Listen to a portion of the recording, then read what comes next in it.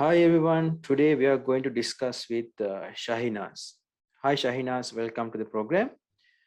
Tell us about yourself. Who is Shahinaz? Hi, Christoph. First, thanks for inviting me. I came to Dubai from almost 12, 13 years ago. And since I start my career, I start all of it in HR field. And here I am with you today. So how long have you been in coaching field? I started my coaching journey actually, we can say 18 months ago. Mhm. But in HR, you realize that you've been coaching or all your career in HR without understanding it. So, but literally in coaching, it's almost 18 months ago. So what's the best part of being a coach? The best part I can say is the curiosity, Mhm. being curious with the coachee to understand what he's going through and what is between the word he's saying. This is the Mhm. most interesting part at all with the being coach. Mhm. What was your childhood ambition? It's a bit difficult question, this one, actually. You know, when I was a little bit child, I see all the Mhm. executive women and the speakers Mhm. and all this business women in the world, Mhm. and it's one of my dreams to become one of them. I hope I am now. So let's discuss more about coaching. So what is coaching in business field? What we can mean by coaching? In the new world now, coaching, I believe coaching become it's very much important than any other aspect because Mhm. everybody, I believe, all the leaders or in old school we call it managers, they Mhm. need to be coaches, whether it's a professional coach or really accredited coach or just into practice. But I believe all the leaders they need to understand what this coaching is. Mhm. So why it's exactly important for a business to coach their employees? Because it's generate more will it allow the employees and the people to be engaged more in the business if we Mhm. adapted the coaching technique rather than just managers and give instruction and Mhm. just follow the order 1 2 3 routine job. Coaching is Mhm. allow everybody for the open mindset, open discussion, Mhm. understand each other, building intimacy relationship. It's very important to be adopted in the business world nowadays. Mhm. And one of the concern of many business leaders is what will be the benefit of sending their staff on a working time to get the coaching. So they are using their working time to get coaching. So it will be losing some time which they can use to do their normal office work. From my personal point of view, and I believe it can be 10 minutes conversation in the company corridor or a coffee break or the general discussion. Coaching Mm. can be implemented in any time. So it will Mhm. never affect the business. It will have a benefit on the business. Mhm. So one of the argument sometime business leaders are getting is now professionals are already learning and also they have their qualifications already. So why they need to get coaching separately from the workplace, from the They employer? they don't need to get it separately. I mean, not everybody should go into coaching course and coaching training and Mhm. be coach. Not all of us can be coaches. And at the same time, not all of us can be coaches.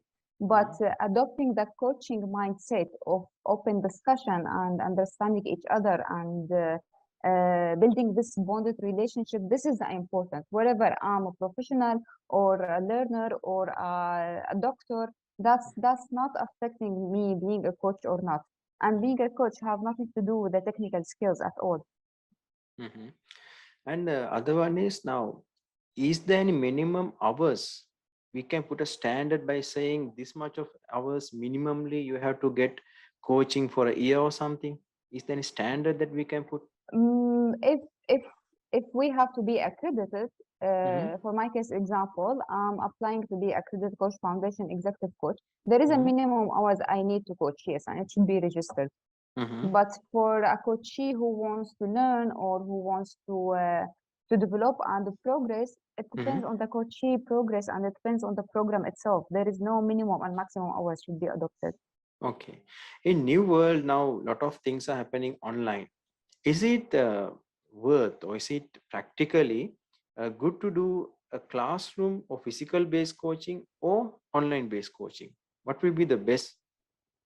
Both options are good actually, because we went through COVID time for 2 years. It's impossible to stop all the exercises and coaches. My first coach course, it was all online, Mhm. and I don't believe that it was less benefits than being physical or face to face. Sometimes face to face it's required, but even so, online it's applicable in all scenarios. Mhm.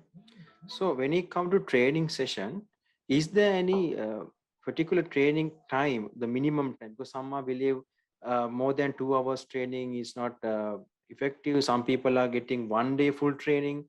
Sometimes HR people are saying, okay, let's finish everything today, get 1 day, give them full training and finish. Or sometimes they say every day 1 hour have to be trained. So is there any good time that we can recommend? Okay, normally a training session should be within this time. There is no limit time for it. Some people, Mhm. sometimes it can be a full day workshop, sometimes Mhm. it will be 1 to 1 60 minutes. As I said before, it can be 15 minutes break, coffee break. It depends. It depends on the case. There is no Mhm. limitation with the coaching work. Yeah. So what's the HR role in coaching? As HR, it's basically it's called a human resource, and Mhm. coaching is all about the mindset of a human. So I believe all HR professionals nowadays, in one way or another, we are coaches because we deal with the human. We deal with their, most of the time, we deal with their problem, we deal with their challenges, whether it's on the work challenge or a growth or a career development. It's all linked together. So I believe all HR, in one way or another, we are coaches, whether we are accredited or not. And we play Mhm. a very, very big role in organization to bring leader on board with us. Mhm. And what are the challenges facing by HR professional in coaching, especially in working environment with other departments, department heads or the business leaders, with the attitude and all? What kind of challenges normally HR professional is facing when it comes to coaching? Not everybody believe in coaching, to be honest. Some of them, some of the leaders, they still believe that in managerial practice, only give order, follow instruction. This is one of the challenge. The other challenge is that not everybody can be a coachee. Mhm. So it depends. There is a rule saying 60 by 40. So 60% is of the coach and 40% of the coachee responsive. So if he's not really responsive to the program or the tool or not really ready to be on this mindset, we cannot do anything. So this is one of the challenge we face. Okay. So what is your message for the audience at last? What you can tell for them about coaching? I think I would love that all the leaders in all the world, all the business world, to really believe in coaching and whatever we, all of them become coaches or not. But coaching nowadays, it's with the studies proving that it's the most benefit exercise an organization can adopt, and it brings a lot of benefit to the organization. Mhm. Thank you very much, Shahinas, for joining for today's program. I hope that you will write more about this in coming copies of this magazine as well. And we would like to hear from you more in future. So until For that, sure, wish you all the best. Thank you very for much. sure. Thank you, Christoph. Thank you.